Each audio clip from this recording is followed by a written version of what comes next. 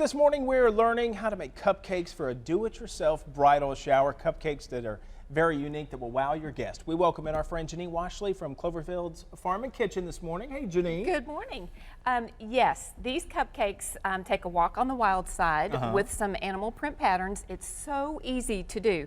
So when you look over at the display, they look rather feminine, rather ladylike. Well, I mean, that's what you want for a bridal shower. And then when you bite into it, and especially if you're hosting a lingerie shower, a little animal print goes a long way, and you'll have everybody laughing, and it'll be fun. And you can really customize the inside of the cupcake to your bride. Exactly. So this particular one is red velvet batter. So red velvet doesn't actually have to, it's a cocoa batter, so it's naturally tan. But when we add the red food coloring, that's when you get that vibrant hue. But you can see here that you can easily take that and make it blue or green or whatever color you want. But there are other ways to make wild cupcakes if doing the technique that I'm going to show you in a minute isn't your thing.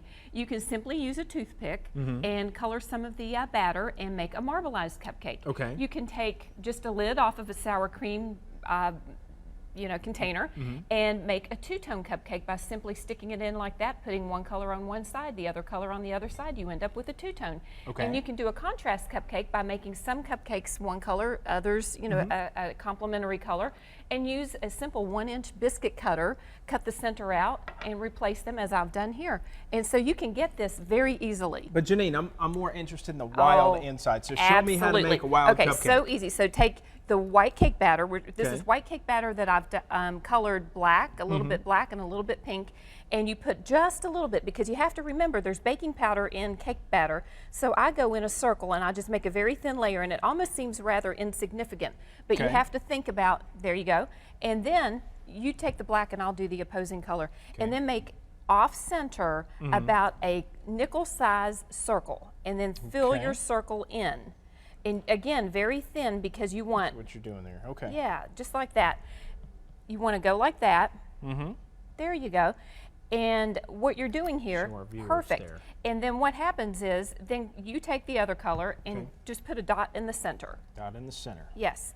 Now go back with the white, and we'll just do this one layer and cover all of that with a thin layer of white cake batter. These really squeezable, really soft plastic containers are available at any craft store. So then you've covered it. So now go back. Here you started with the black, so you go with the black and go off center opposite of where you did your other spot. Again, a nickel size spot. Fill it in. So you want to kind of make eyes, if you will. That's a good way. And then put your dot in the center. And you keep doing that until you fill up the cupcake sheet? Yes, you end up with 4 layers of your white, and you'll have 3 eyeballs, as we'll put it. And then what happens is when it bakes in the oven, the leavening agents rise, and you end up with these cool stripes. All right, I love it. So isn't that neat? I can't wait to try it. Now we have a second segment coming up with Candace. What are you going to show us to do? I'm going to show you how to do a signature drink, and it's a bridal punch. It's a tea-based punch, but if you vary your teas, you get different types of flavors. Okay, sounds good. For more information, you can log on to our website. That's WDRB.com. Don't go away because we'll hear more about that idea coming up.